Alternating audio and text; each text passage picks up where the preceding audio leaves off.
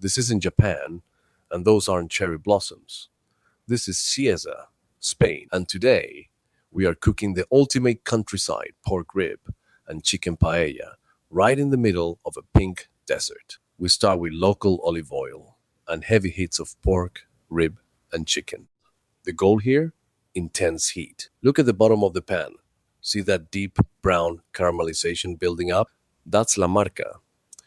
If you don't build that crust now, your rice will taste empty later. Get it golden, get it crispy. Clear the center.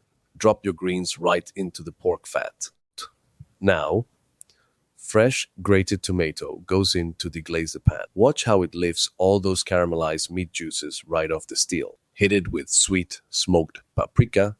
Stir it for 5 seconds so it doesn't burn, and lock those flavors in. Drown it in hot chicken and meat stock. Now, the magic. Put down the yellow food coloring. We are using real saffron. Crush the threads between your fingers.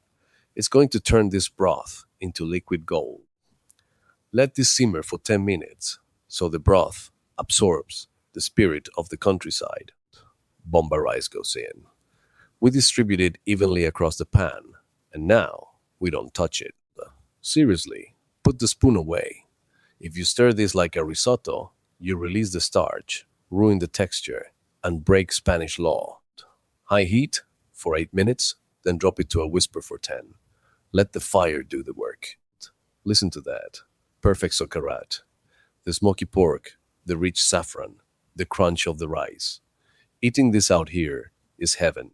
So tell me in the comments, are you still team seafood? Or did the countryside just win you over?